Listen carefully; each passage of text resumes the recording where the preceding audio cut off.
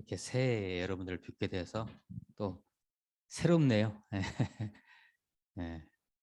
자, 새해를 맞이하신 우리 동역자 여러분들 가정과 범사의 모든 것에 건강에 자녀의 경제의 모든 것에 우리 하나님의 큰 복이 계속해서 흘러가기를 축복합니다. 오늘도 그 예배위원들 수고 많으셨습니다. 잠깐 기도합니다. 하나님 감사합니다. 저희들을 새 언약의 일꾼으로 기름 부어 세워주셨으니 감사합니다. 새 언약의 일꾼에 걸맞는 삶을 이 2022년 새해에 저희들 살게 하옵소서. 또한 그것을 다짐하는 귀한 말씀 선포의 시간이니 주님 세밀하게 인도하여 주시고 은혜 내려 주시옵소서. 예수 그리스도의 이름으로 기도하옵나이다. 아멘.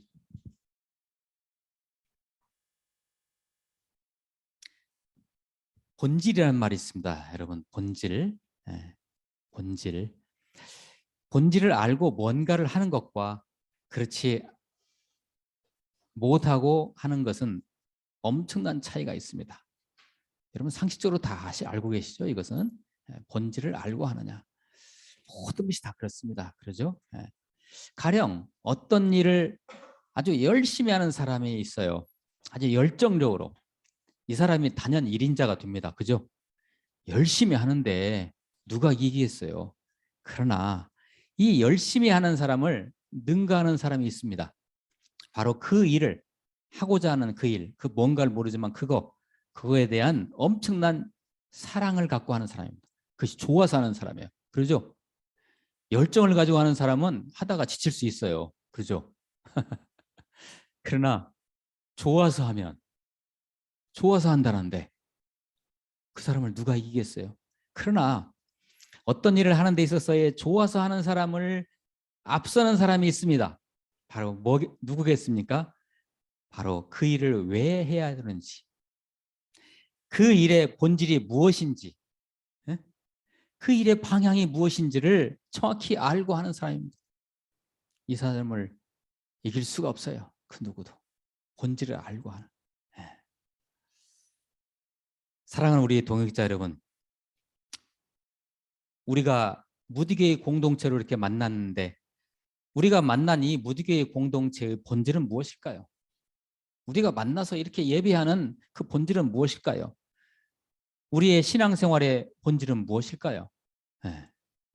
그리고 우리의 인생의 본질은 도대체 무엇일까요? 어떤 분들에게 이런 질문을 드리면 아마 그러실 거예요. 아이고 그렇게 어려운 거 뭐로 생각해. 머리도 복잡한데. 오늘 말씀 선포의 제목 새 언약의 일꾼이 바로 이러한 질문에 해답이 될 수도 있습니다. 새 언약의 일꾼. 오늘 말씀 제목이 새 언약의 일꾼이지 않습니까? 본질. 자, 오늘 말씀 중심에 있는 교회가 고린도 교회입니다. 자, 오늘 말씀이 고린도 후서지요. 고린도 후서. 고린도 후서를 기록한 사도 바울이 마게도냐에 있을 때 고린도 교회의 소식을 듣고 마음이 아파서 쓴 편지가 바로 고린도 후서라는 이 책입니다. 편지입니다. 고린도 교회는 사도 바울이 개척한 교회입니다. 고린도 교회의 개척 목사님이시죠. 사도 바울은 우리가 잘 아시다시피 예수 그리스도를 통한 교회의 본질을 일찍이 영적으로 터득한 사람입니다. 그 역사적인 사건이 뭐가 있었을까요? 사도 바울이 예수님의 몸된 교회라는 것은 본질이 이것입니다 라는 것을 사도 바울이 깨달았던 그 처음 사건, 담에색으로 가는 도중에 부활하신 예수님을 만나죠. 그래서 예수님의 음성이 들려요. 사울아 사울아.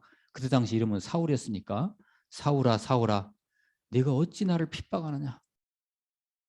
그때부터 사도 바울에게 강력한 충격적인 은혜의 체험이 있어가지고 우리의 인생의 본질이 이것이구나. 내가 믿는 자로서 하나님을 믿는 자로서 살아야 할 방향이 이것이구나. 그것이 바로 예수 그리스도구나.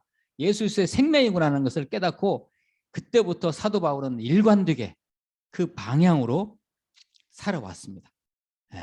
그래서 일찍이 사도 바울은 본질을 깨달은 사람이에요. 왜 이 땅에 우리가 살아야 되는지, 왜 교회를 이루어가고 살아야 되는지를 깨달았던 것이죠. 그런데요, 사도 바울이 좀 성격이 좀 세거든요. 예, 저보다 좀 셀 겁니다. 예, 개성이 강하다 보니까 사도 바울을 미워하고 시기 질투한 사람들이 고린도 교회 안에 많았어요. 고린도 교회를 떠나서 다른 곳에서 사역하고 있던 사도 바울을 고린도 교회에 있는 여러 성도님들 중에 일부가 사도 바울을 비난하기 시작했어요. 사도 바울은 이 사람은 가짜다. 자기가 무슨 자칭 사도라고 하는데 무슨 사도야. 12제자 12사도 안에도 들지도 못하면서 무슨 사도야. 그건 가짜야. 사입이야. 라고 선동을 하기 시작했습니다. 고린도 교회 안에서. 얼마나 억울했을까요? 그렇죠? 이러한 일들이 일어나자 그런 소문을 들어요. 바울이 마게도냐에 있을 때. 이에 바울은 제발 그러지 말라고. 교회의 본질을 깨달으라고. 당신네들이 제대로 된 영적 눈을 가지고 나를 바라본다면, 사도 바울이죠. 나를 바라본다면, 그리고 교회를 바라본다면 나를 가짜 일꾼, 가짜 사도라고 감히 말하겠느냐라고 하면서 바울이 자기 자신을 자기의 사도권, 그러니까 사도권이죠. 사도의 권리, 사도권을 변호하는 편지를 쓰게 됩니다. 그 책이 바로 고린도 후서라는 책입니다. 오늘 말씀. 그 변호의 중심에 사도 바울이 자기 자신의 사도권, 나는 진짜 목사다. 나 진짜 예수님으로부터 부름받은 진짜 예수의 생명을 이 땅에 펼치고자 하는 그 일만 하는 진짜 하나님의 종이다라는 것을 그 변호하는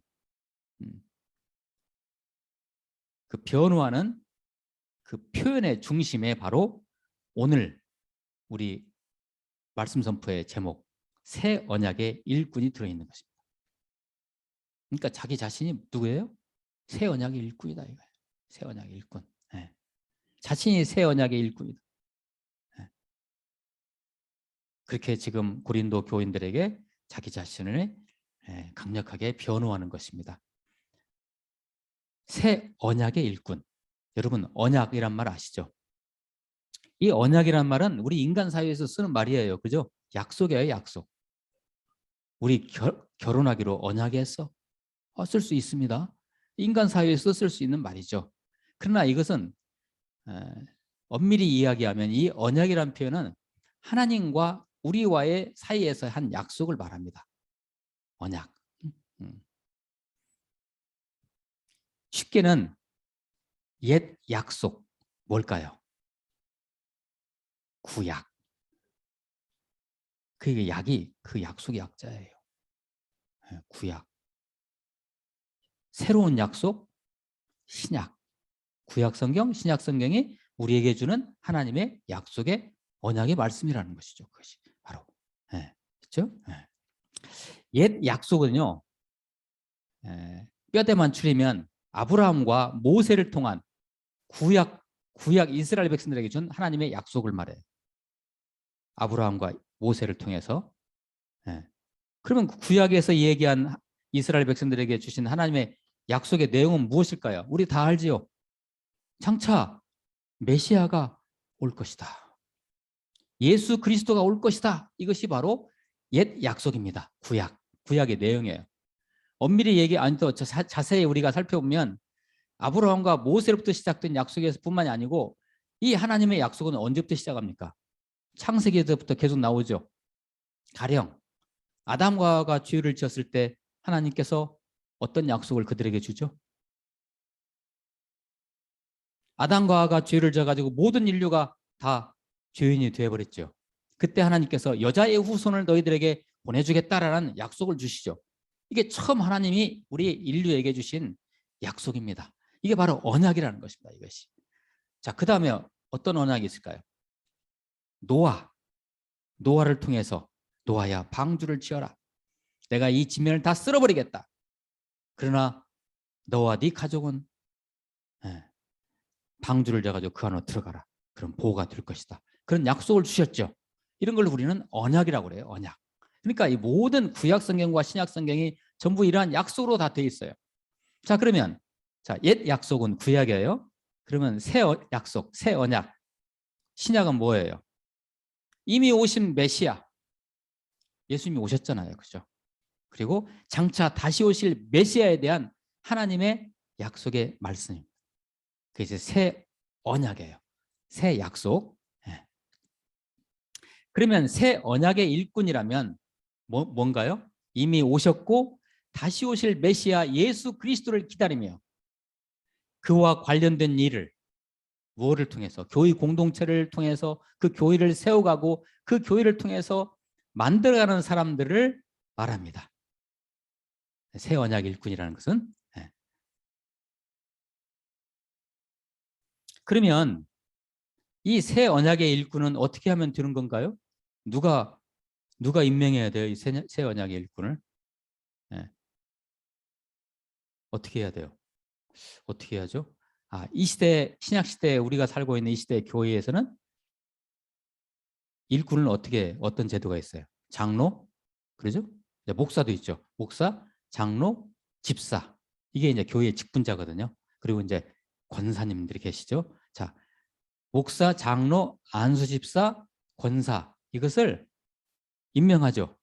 이게 바로 새 언약의 일꾼들을 보여주는 것이죠.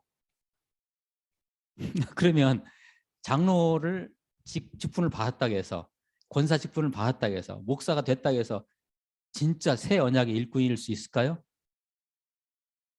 예.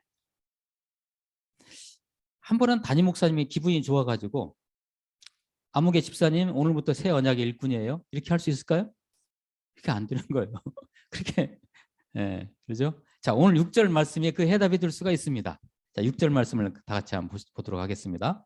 오늘 말씀 고린도후서 3장 6절 말씀. 그가 또한 우리를 새 언약의 일꾼 되기에 만족하게 하셨으니 하나님께서 율법 조문으로 하지 아니하고 새 언약의 일꾼은 새 언약의 일꾼은 율법 조문으로 하지 않아요. 어떤 하나님의 율법 이 문서에 있는 것이 아니에요. 하나님의 말씀에 기록되어 있다 해서 되는 것이 아니에요. 뭐로 된다고 그래요? 오직 영으로 함이니. 오직 영으로 함이니. 율법 조문은 죽이는 것이요 영은 살리는 것이니라. 예수님께서 옛날에 하신 말씀이시죠. 살리는 것은 영이니 육은 무익하니라 그러셨죠. 예수님 말씀을 이 사도 바울 다시 받아서 한 말이에요. 뭐예요? 누가 이 시대의 새 언약의 일꾼입니까? 그걸 어떻게 분별해요? 그 사람 안에 그리스도의 영이 계시는가? 성령이 임했는가? 이게 증거라는 거예요. 자, 다시 그 앞에 좀 앞으로 가셔가지고 3장 1절을 잠깐 보세요. 3장 1절을 제가 한번 읽어드릴게요. 눈으로 한번 보세요. 우리가 다시 자천하기를. 뭘 자천이란 건 스스로 추천한다는 얘기예요. 누구를 추천해요? 새 언약의 일꾼을. 자천하기를 시작했느냐? 우리가 어찌 어떤 사람처럼 추천서를 너에게 붙이거나 혹은 너에게 받거나 할 필요가 있느냐?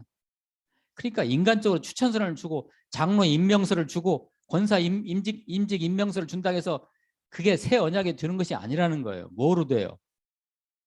담임 목사가 이렇게 임명한다고 되는 것도 아니에요. 뭐로 돼요? 오직 영으로 된다는 영으로. 네. 성령으로. 성령 충만하기를 축복합니다. 여러분 안에 영이 계십니까? 그리스도의 영이 계십니까? 그러면 여러분들은 이 시대의 새 언약의 일꾼입니다. 그 안에 계신 그리스도의 영이 성령께서 여러분을 이 시대를 살아가게 인도하실 것입니다. 그래서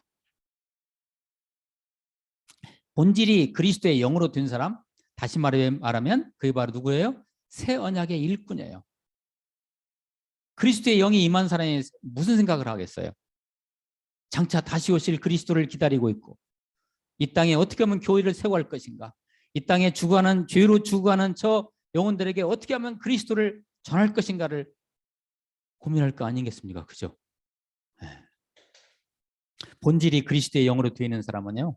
그 안에 그리스도의 마음이 있고 그리스도의 방향으로 그 시대를 살아가는 사람입니다. 하나님이 예수님을 사랑하고 교회를 사랑하고 하나님 사랑, 이웃 사랑을 삶으로 살아내는, 얼마나 멋집니까? 그래서 이 땅에 하나님 나라를 세워가는 사람입니다. 이게 바로 새 언약의 일꾼이에요. 시절이 너무도 힘이 들지만, 시절이 너무 힘들죠. 시절이 너무 힘들지만 장차 오실 그리스도를 기다리며, 우리의 신랑 되신 그리스도를 기다리며 그 표대를 향하여 묵묵히 살아가는 사람들이 바로 새 언약의 일꾼인 것입니다. 바로 저와 여러분들입니다. 오늘 말씀 중에 와닿는 표현이 하나 있었습니다. 저에게는.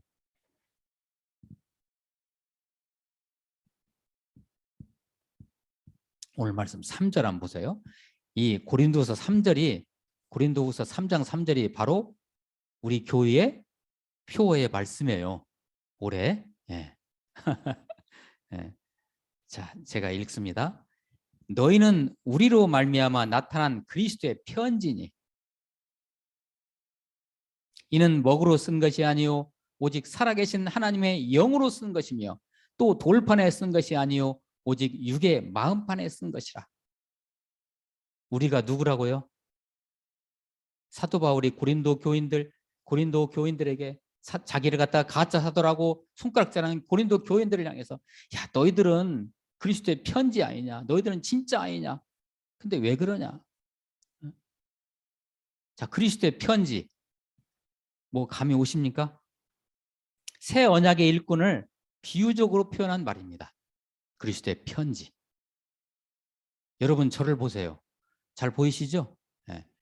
저를 보시면 저를 통해서 뭘 읽을 수 있습니까? 여러분이 저를 통해서 그리스도를 읽을 수 있다면 저는 그리스도의 편지인 거예요. 그러면 저는 새 언약의 일꾼인 거예요. 저의 삶의 모습을 보고, 아, 저 목사는 그리스도의 일꾼이야. 정말 그리스도의 사람이야. 예수님의 생각만 하시는구나. 물론 완벽할 수는 없지만. 그러면 여러분과 세상 사람들이 저를 보면서 저를 통해서 뭐를 읽어요? 다시 말씀드리지만 그리스도를 읽는 거예요. 그러면 저는 그리스도의 편지예요. 제가. 그리고 저를 통해서 그리스도의 향기가 나타나는 것이죠. 찬양 하나 같이 한번 나눠볼까요? 아까 드렸던 찬양인데. 네.